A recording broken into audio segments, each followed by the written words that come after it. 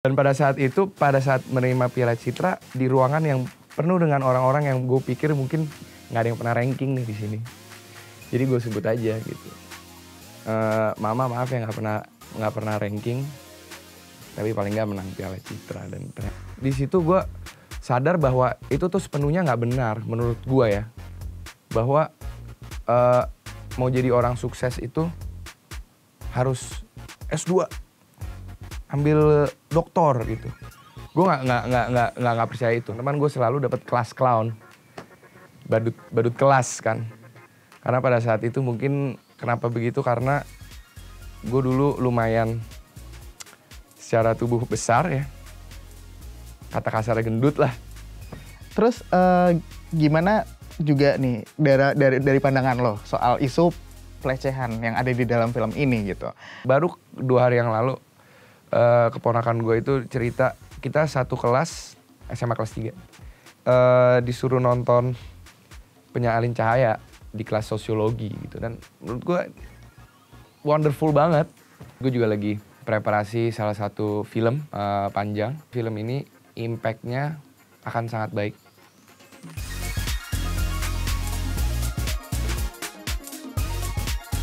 Jerome, nih kita kan kemarin ini tahu Jerome tuh viral gitu karena pidato waktu pas menang Piala Citra FFI. Waktu itu menang sebagai pemeran pendukung terbaik di film Penyalin Cahaya ya. Betul. Nah, waktu itu sampai viral, di Twitter juga sempet trending, bahkan Koh Ernest Prakasa juga ikut komen ya di Twitternya.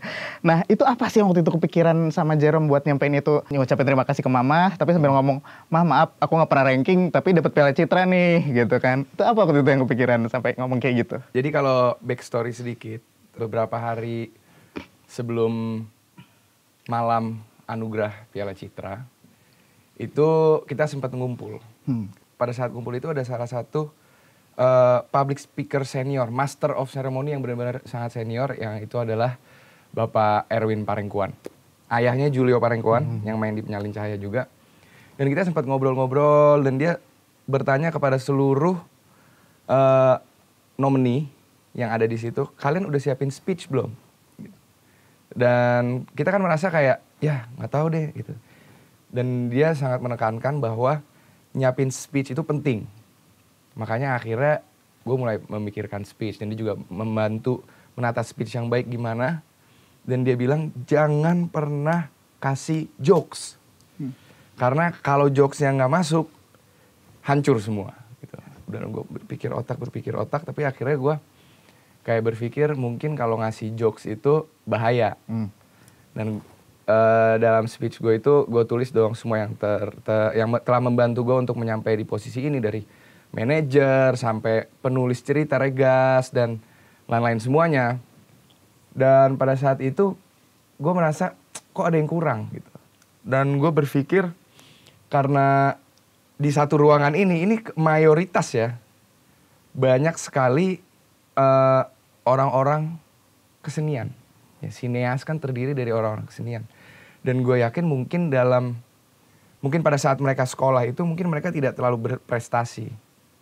Karena dalam pelajaran yang pada umumnya yang kita tahu seperti biologi, matematika dan lain-lain itu, karena kan kita selalu dari kecil itu dibesarkan untuk jadi dokter, jadi pengacara gitu kan, jadi PNS, banker dan lain-lain. At least gue lah, gue nggak tahu kalau lu gimana.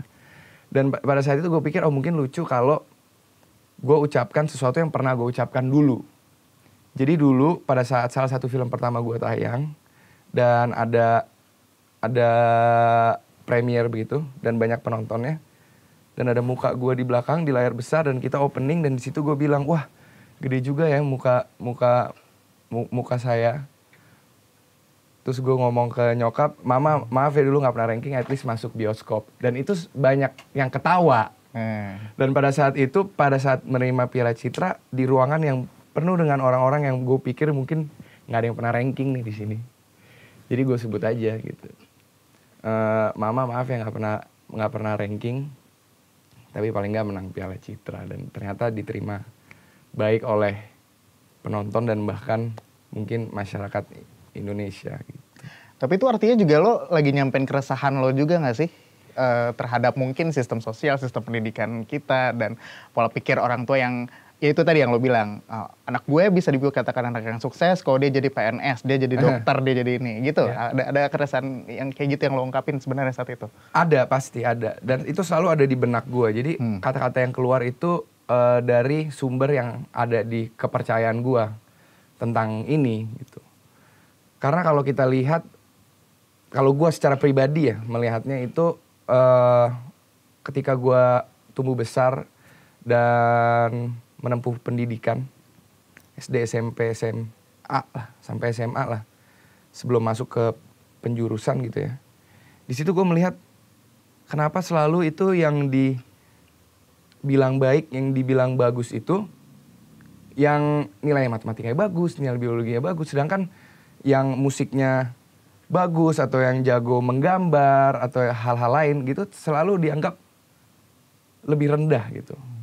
Mengapa gitu? Di situ gue sadar bahwa itu tuh sepenuhnya nggak benar menurut gue ya.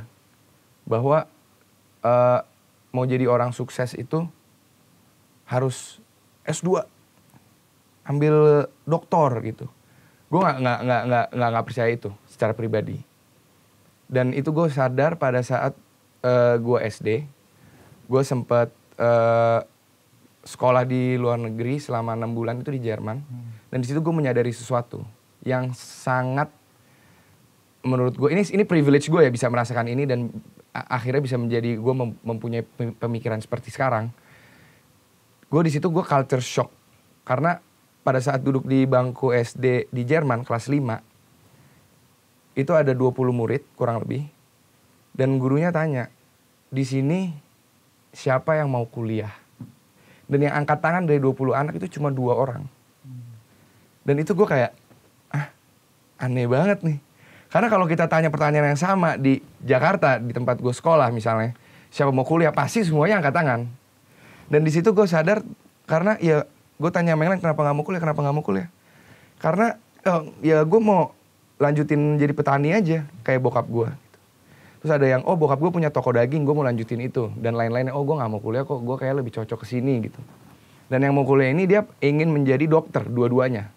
Satu mau jadi dokter manusia, satu mau jadi dokter hewan. Dan di situ gue kayak mulai tersadar gitu bahwa kayak berarti bentuk kesuksesan itu nggak sepenuhnya dilihat dari nilai atau dari prestasi sekolah atau dari kuliah tinggi. Bukan berarti gue bilang kuliah tinggi itu nggak baik ya. Tapi orang yang passionate kayak yang 2 anak itu yang ingin jadi dokter itu sangat bagus untuk dia karena ada fasilitas kan. Jadi dia bisa S1, dia bisa S2, mungkin bisa lebih untuk jadi dokter spesialis dan lain-lainnya gitu. Jadi di situ gue sadar, baik itu nggak harus ranking, nggak harus nilai bagus.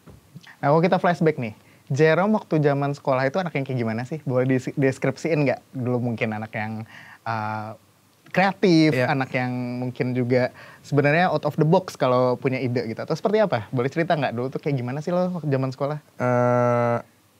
Ya kalau di sekolah itu mungkin nilai gue biasa-biasa aja. Ranking tertinggi yang pernah gue dapet itu ranking 6. Lumayan dong. Ya nggak sih dari 20-an ranking 6 itu kayak lumayan. Dan bokap gue tuh tipenya yang kayak kalau kamu mau hadiah boleh. Ranking makin bagus, hadiah makin bagus. Kalau diingat-ingat merupakan tekanan ya buat gue gitu. Karena mungkin didikan ayah gue itu sangat old school. Karena beliau juga kelahiran tahun akhir 40-an kan. Jadi memang yang masih baby boomer banget. Dan dia juga doktor. Jadi ada banget paksaan untuk nilai bagus.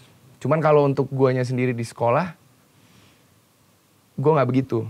Gue nggak terlalu kayak wah harus belajar gitu, nggak. Karena didikan bokap gue itu dibalance dengan didikan ibu yang bisa dibilang kayak rada hippie gitu loh. Udahlah, kamu kalau nggak bisa udah nggak apa-apa. Yang penting happy kayak gitu. Jadi kayak tercampur dari itu. Tapi kalau gue sendiri, core-nya itu dari 2 orang tua gue begitu. Tapi kalau gue sendiri di sekolah ya belajar. Kalau perlu, kalau di kelas ya gue tipenya yang kayak suka ngelucu. Jadi gue kalau ada penilaian kelas gitu, di antara teman-teman gue selalu dapat kelas clown. Badut kelas kan. Karena pada saat itu mungkin kenapa begitu, karena gue dulu lumayan secara tubuh besar ya. Kata kasarnya gendut lah. Jadi apa yang bisa membuat gue masuk ke dalam lingkungan biar nggak dibully, biar nggak dibilang culun, atau jadi at least gak diganggu, itu gue mungkin harus bisa ngelucu, ngobrol sama yang lain, bisa ngobrol. Jadi itu salah satu bentuk defense mechanism gue pada saat itu. Jadi kurang lebih begitulah pas gue di bangku sekolah. Nah, bokap berarti tadi juga nerapin ini reward and punishment berarti ketika pas lo zaman sekolah gitu ya. Sementara nyokap lebih bebas gitu sama lo. Oh, oke. Bokap tapi lebih bukan punishment, dia lebih reward. Oh. Jadi kalau nilai jelek ya nggak dipukul, nggak. Cuman kayak kecewa, kalau bagus di reward. Dia bukan punish tapi di reward dia sistemnya. Oke. Nah tapi kan lo juga bukan orang yang anti sama pendidikan ya gitu. Nggak. Karena lo sendiri juga ambil kuliah, sempat kuliah di mana Universitas Pelita Harapan ya, UPH ya. Itu jurusan hukum gitu kan. Nah terus lo bahkan pernah juga sampai kerja di law firm waktu itu ya. Nah terus bisa cerita nggak waktu itu lo kenapa sih mau ngambil kuliahnya jurusan hukum, dan seberapa penting makna pendidikan buat lo sampai lo akhirnya mutusin yaudah deh gue juga mau kuliah gitu. Iya. Mungkin ini gue aja ya. Mungkin gue nggak bicara untuk kita sebagai orang Indonesia. Tapi pada saat gue lulus SMA itu gue benar-benar bingung. Gue benar-benar close minded. Gue tuh sukanya apa sih? Sedangkan kalau gue ingat masa lalu pada saat itu, gila anak kelas 5 SD di Jerman udah tahu mau ngapain. Sedangkan gue umur 17-18 tahun pada saat itu gue masih bingung mau kuliah apa. Mungkin karena guanya kurang cari tahu atau mungkin kurang informasi dari sekitar gue. Dan gue juga bingung mau apa, dan gue juga bingung ada apa. Psikologi itu sedalam apa sih kuliahnya? Ada kuliah seni, nggak tahu gue. Gitu loh, seninya tuh dibagi dalam bentuk apa lagi, seni peran, seni musik dan sebagainya gitu. Gue benar-benar buta, close minded banget gitu soal pendidikan. Mungkin ini balik lagi gue pribadi. Dan pada saat itu yang gue pikir, oke, bokap dokter, keluarga besar banyak yang dokter. Gue mau jadi dokter, nggak takut ngeliat darah kayak males gitu.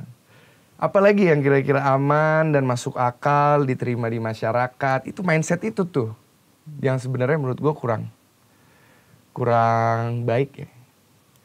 Akhirnya gue hukum karena gue tanya-tanya hukum kalau lulus antara bisa ke law firm, bahkan bisa fleksibel kemanapun, ya kan, hukum bisa di agency dan sebagainya. Bahkan juga bisa diasumsi mungkin. Ada anak hukum di sini mungkin. Jadi gue ambil hukum, dan pada saat gue ambil hukum, gue juga nggak tahu gue expect apa. Tiba-tiba, wah menarik juga nih hukum. Dan salah satu alasan gue ambil hukum karena hukum Indonesia itu cuma boleh diambil di Indonesia, ya kan. Dan gue ambil hukum dan lumayan tertarik dengan sebagian besar pelajaran yang dikasih di hukum gitu. Jadi gue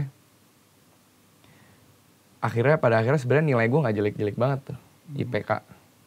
Dan gue lulus hukum, dan langkah logis berikutnya adalah untuk kerja dong. Ngapain lagi?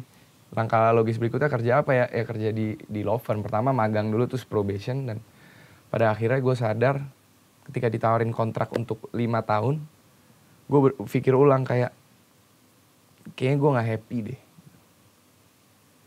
Mungkin gue mau ngambil resiko, gue cabut gitu. Jadi nggak selesai kuliahnya waktu itu? Kuliahnya selesai. Kerjanya nggak gue ambil kontrak 5 tahun itu. Oke. Kuliahnya selesai. Nah tapi kalau dari posisi kerjaan lo sekarang nih, seberapa penting pendidikan lo yang udah lo tempuh sampai kuliah itu nunjang pekerjaan lo? Penting banget. Mungkin nggak sepenuhnya terpakai secara pelajaran hukum ya. Tapi selain itu menurut gue yang bisa diambil dari pendidikan tinggi adalah pendewasaan. Gue sangat merasa ketika gue udah di semester akhir, di luar dari pelajaran hukum dan lain-lain itu gue belajar untuk menjadi dewasa. Karena kita belajar disiplin, kita belajar cara manage waktu, manage uang bahkan, manage orang lain dan lain-lain gitu. Menarik.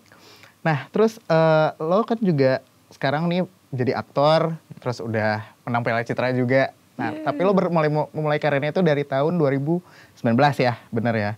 Nah, itu bisa diceritain nggak gimana awalnya lo tuh nyobain buat casting gitu waktu itu. Terus akhirnya lo main di Dilan ya, waktu itu Dilan 1991. Nah, itu gimana sih prosesnya lo sampai bisa castingnya sampai akhirnya terpilih? Iya. Pertama banget syuting itu sebenarnya 2018. Bumi Manusia dulu. Yang tayang memang Dilan duluan. Jadi orang kadang suka berpikir Dilan dulu. Tapi sebenarnya itu Bumi Manusia dulu. Tapi awal-awal mulai casting itu jauh sebelum itu. Jadi setelah gue lulus kuliah dan kerja di law firm, gue nggak suka. Akhirnya gue nggak tahu gimana kecemplung jadi penyiar di radio kan. Nah kalau penyiar radio ini mungkin lo tahu pagi-pagi siaran, abis itu udah banyak waktu kosong. Terus gue dikasih inspirasi sama tandeman gue pada saat itu, Givari Palevi. Oh, okay. Dia bilang, casting yuk, coba-coba casting. Kita harus punya target, seminggu casting berapa kali, jaga berat badan dan lain-lain gitu. Akhirnya gue casting terus, casting, nggak dapet. Sering kali gue casting kayak pas lagi sering-seringnya itu sehari bisa 2. Nunggu 6 jam gitu. Kalau lagi di casting, kalau casting iklan itu nunggunya gila-gilaan, barbar banget. Benar-benar yang anak-anak iklan yang udah sering casting itu udah ada kenalan sama casternya atau sama agentnya, mereka langsung nyelinap. Sedangkan kita nungguin 5 jam. Kalau casting FTV atau yang berbentuk cerita gitu, film, kita nunggu casting, berderet, ntar anak artis siapa masuk langsung robot gitu. Jadi udah beberapa kali nggak dapet. Tapi gue melakukan casting itu bukan karena, gue mau jadi aktor, gue mau apa, enggak. Kayak ini iseng aja gitu. Menutup waktu luang.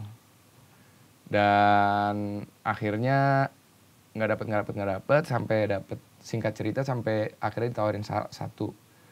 Sama yang nawarin gue casting, manajer gue sekarang. Dia kayak nawarin, ini ada nih film besar. Nah itu pertama kali lolos di Bumi Manusia. Gitu. Justru Bumi Manusia dulu baru masuk ke Dilan ya? Iya. Oke.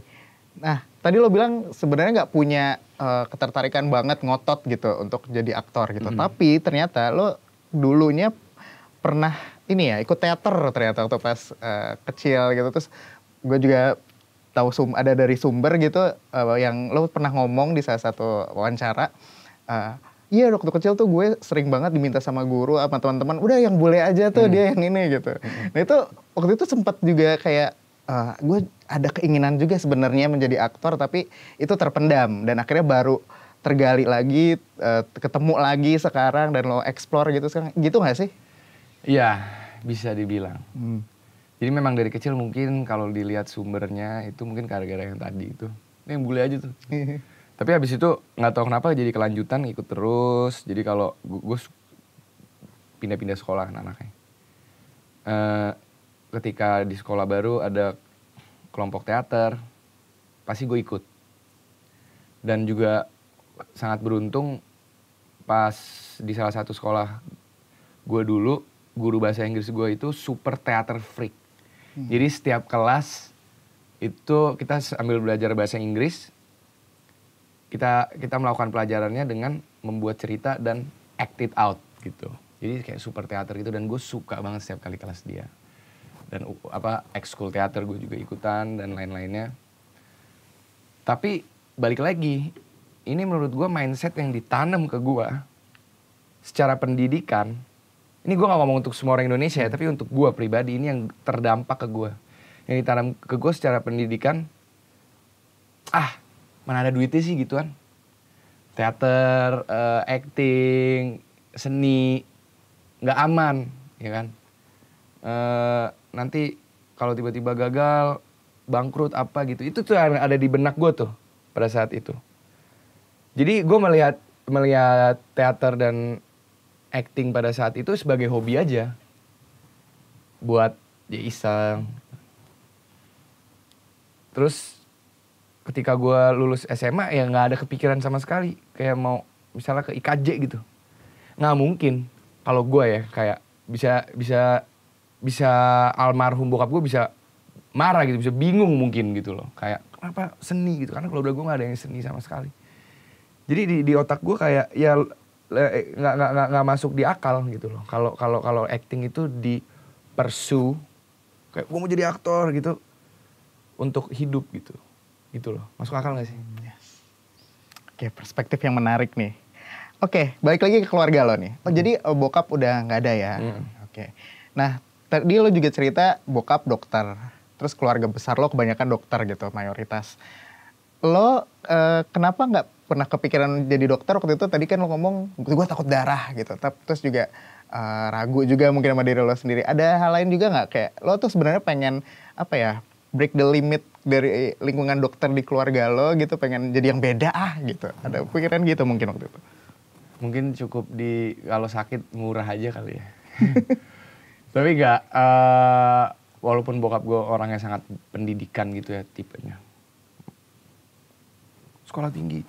Tapi dia nggak pernah maksa untuk gue mengikuti jejaknya. Benar-benar terserah. Mau jadi pengusaha kek, mau jadi lawyer, apapun gitu. Tapi yang pendidikan gitu tipenya.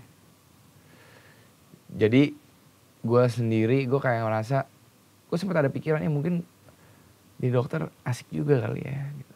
Karena gue udah tahu ritmenya tuh seperti apa.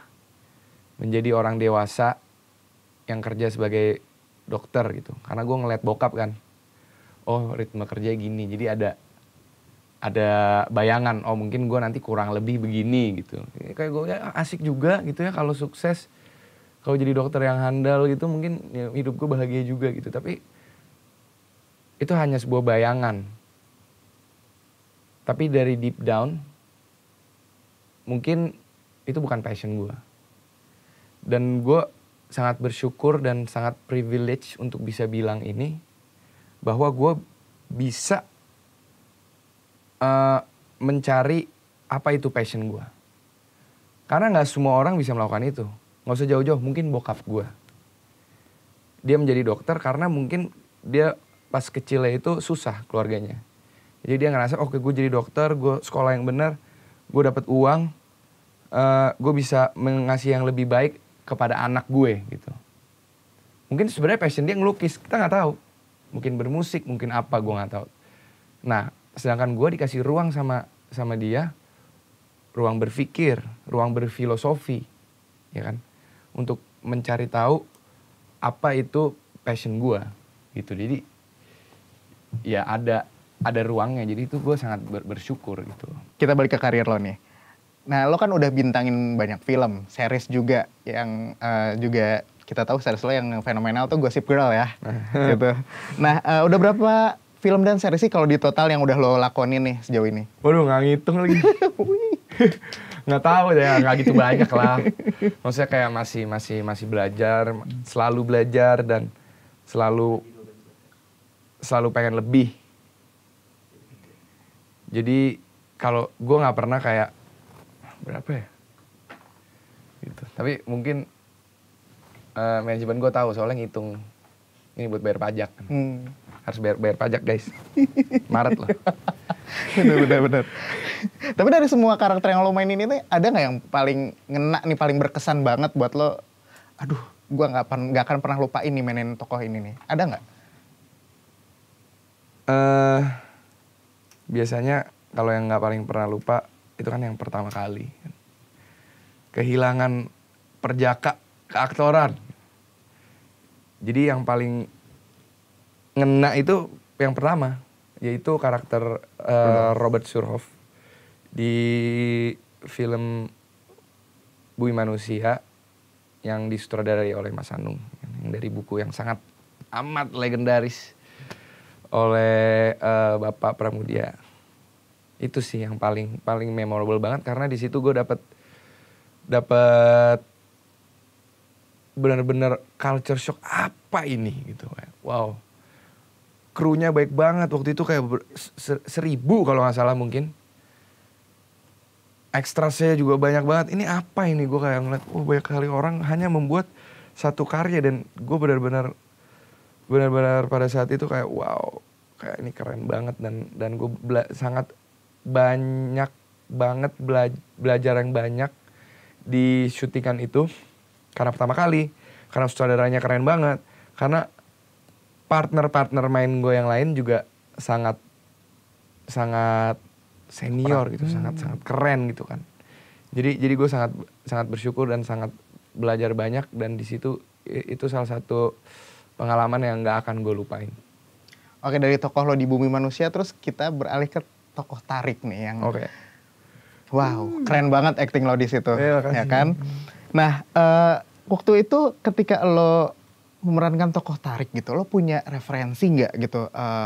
Nerjemahin karakter Tarik ini tuh harus gini loh, harus seperti ini loh. Dia juga punya pengalaman personal tersendiri yang harus lo terjemahkan di film itu dan harus nyampe ke penonton gitu. Yeah. Nah itu gimana caranya gitu? Lo bisa nerjemahin karakter Tarik itu di film Penerangan Cahaya dengan hasilnya yang berbuah Piala Citra gitu buat lo. Apa yang menarik dari Tarik? Jadi awal-awal itu sebenarnya gue rada apa namanya, terbebani lah sedikit gitu. Maksudnya kayak, wah ini bahaya nih gitu kan. Soalnya ini isu yang sensitif. Orang yang mengidap mental illness.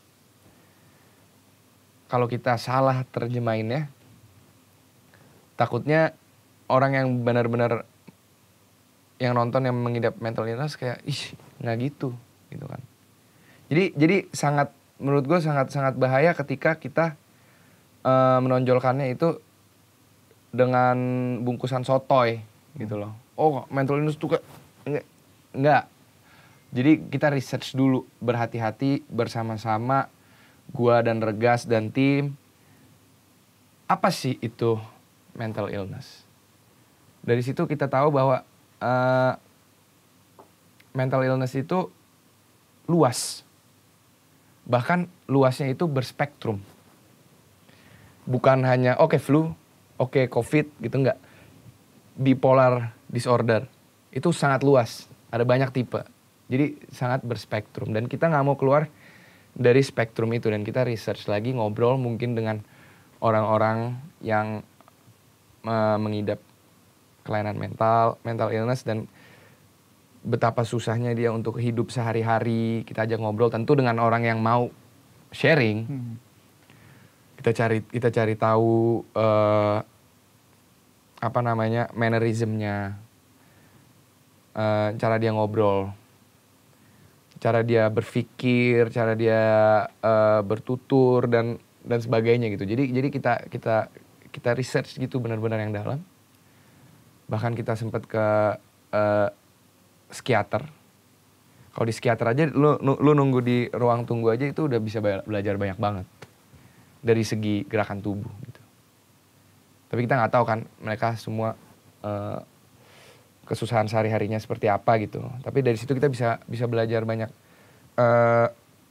gerakan tubuh yang kita bisa adopsi gitu. Dan juga ketika kita udah mempunyai satu pandangan, kira-kira Tarik tuh mengidapnya apa, dan trauma kecilnya apa, trauma dewasanya apa, sosioekonomiknya dia seperti apa, kita kemasi menjadi satu, terus gue presentasiin ke Regas dan ke produksi dan lain-lain, dan dari situ tinggal dikikis aja, kurang ini, udah. Jadi sebenarnya kerjaan yang sangat amat kolektif, bukan gue sendiri gitu, enggak, kita semua bareng-bareng. Tapi pas waktu Regas ngasih nyodorin karakter Tarik itu, kalau dia ada brief awalnya dulu nggak? Ini si Tarik nih punya background begini, karakter begini. Nah terus dia akhirnya Regas nih ngasih, gue bebasin lo untuk ngembangin dia, gitu nggak? Ya, Regas itu pasti Regas tuh udah ada di benaknya, gue yakin. Tapi dia orangnya sangat suka diskusi dan sangat terbuka gitu. Jadi ketika dia ngasih lihat karakter Tarik seperti ini, kan dari skripnya aja kita udah bisa lihat, oh ini pasti ada sesuatu nih dengan karakter si Tarik ini.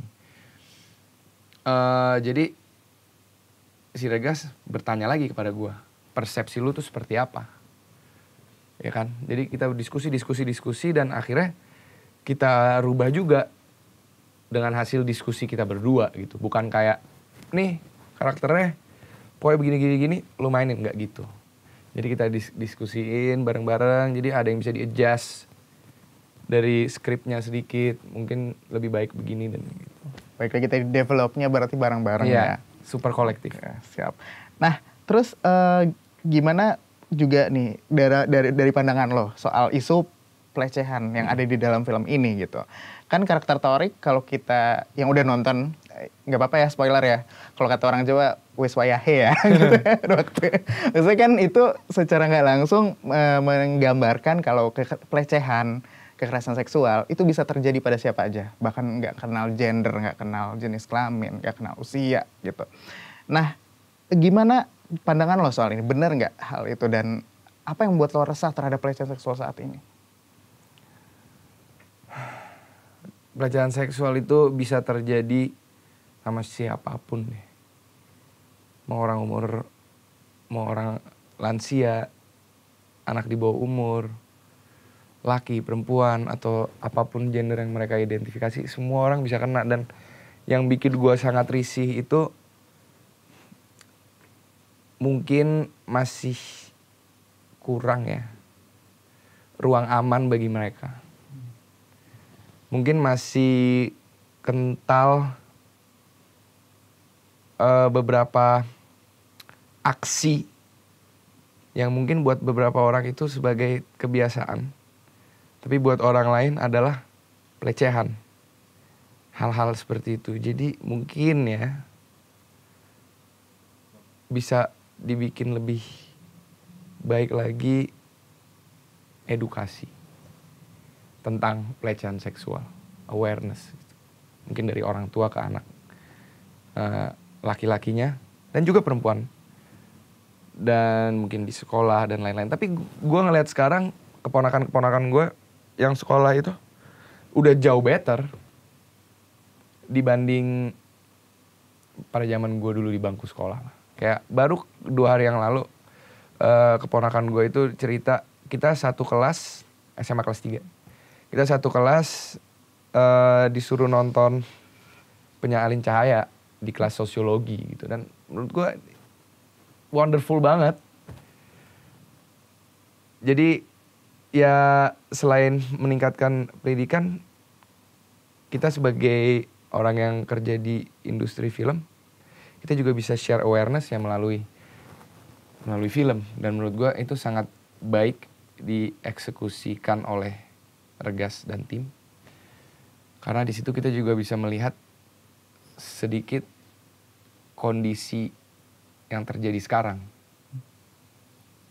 Korban, kalau mungkin dia kurang beruntung hidupnya gitu, secara sosial ekonomi, sekuat apa sih? Pelaku, ketika dia mempunyai kuasa, lebih mudah untuk ngerti kan maksudnya? Gitu. Jadi menurut gue ya itu sih keresahan gue yang bisa dilihat di film Fotokopier Penyalin Cahaya. Ruang Aman Sinema, tadi lo juga singgung. Lo belakangan ini gue lihat juga nge-upload soal campaign itu gitu. Ya. Dengan teman-teman artis lain, teman-teman senias lain juga gitu. Ini campaign dan juga sekaligus gerakan gak sih untuk menyadarkan kalian tuh sebagai pelaku industri film tuh juga rentan loh terhadap ancaman pelecehan ini. Itu nggak? Pesan itu yang mau dikampanyekan dalam gerakan itu? Ya, bukan juga rentan, bahkan menurut gue sangat rentan. Karena kita selama berbulan-bulan dengan orang-orang yang sama, di satu ruangan yang sama. Kita aku nggak ngomong aktor doang loh, tapi semua ya. Yang dari kru semua. Kita di satu tempat yang sama. takutnya itu ada yang biasa terjadi itu, yang pernah gue lihat juga secara langsung, itu ada beberapa oknum yang beberapa orang jahat lah yang menurut mereka ini saatnya mereka bisa mencari mangsanya gitu loh. Seksual predator ini, peleceh ini. Jadi ini ruang gue nih, ya kan? Mungkin karena dia merasa gue senior, kan? Gue keren banget. Ini gampang gue lecehin. Jadi ini tempat bermainnya si predator ini. Jadi menurut gue salah satu caranya kita mengingatkan kembali, lu nggak bisa sembarangan men, gitu kayak maybe dulu, gitu. Tapi sekarang kita udah lebih aware, kita udah lebih ngerti. Bahkan gue nggak tahu dulu ya, tapi sekarang di kontrak film itu ada pasal pelecehan seksual, panjang banget tentang apa yang boleh, apa yang nggak boleh. Bahkan kalau di salah satu PH-nya sutradara yang sangat gue kagumi, perempuan, setiap kita mau syuting, kita itu ada semacam seminar atau pelajaran tentang pelecehan seksual. Karena nggak semuanya privilege untuk dapat pelajaran itu. Mungkin dia nggak tahu beberapa orang ini kalau cantik itu salah. Mungkin dia selama ini dia nggak ngerti. Nah di situ kita diedukasi ulang bahwa dikasih tahu apa yang benar, apa yang diperbolehkan, apa yang tidak diperbolehkan, gitu. Terus apa harapan lo soal ruang aman di lingkungan kerja lo sekarang nih? Seperti apa idealnya buat lo? Menurut gua kalau yang sangat ideal itu semua orang udah teredukasi. Jadi semua udah tahu nih apa yang benar, apa yang salah. Satu, kalau semua orang udah tahu apa yang benar, apa yang salah, jadi kita bisa tahu, oh, nah dia nih, ya kan, kurang ajar. Kita bisa memberi sanksi, gitu. Secara kekeluargaan, tergantung ya, apa yang dilakukan, tergantung korban. Pasti selalu tergantung korban. Dan kita bisa mengasih sanksi hukum ataupun sanksi sosial ataupun sanksi hukum. Jadi dari situ kita bisa membuat ruangan yang lebih aman. Karena mencapai ruangan yang super duper aman nggak bakal ada apa-apa, nggak semudah itu menurut gue. Jadi menurut gue dari pertama, langkah yang pertama yang bisa kita lakukan itu mengedukasi dulu sih. Oke, itu menyeramkan banget emang ya ancaman pelecehan itu di lingkungan. Gue sampai merinding lo dengar tadi lo. Cerita lo yang tadi lo share ke gue. Oke, kita tinggalkan hal-hal yang menyeramkan kayak gini. Sekarang lo punya kesibukan apa nih yang lagi lo kerjain? Dan ada project atau film apa yang mungkin dalam waktu dekat bakal rilis? Atau mungkin juga ada niatan, gue mau buka bisnis atau gue mau bikin buku gitu kan? Sekarang ini lagi syuting web series, judulnya Daniel dan Nicolette. Itu salah satu adaptasi dari buku yang di bawah production house Screenplay. Kita udah mulai dari Desember dan selama ini seru banget. Dan kita masih ada beberapa hari syuting lagi di luar negeri karena lagi kondisi COVID, jadi kita take it easy dulu. Sekaligus gue juga lagi preparasi salah satu film panjang.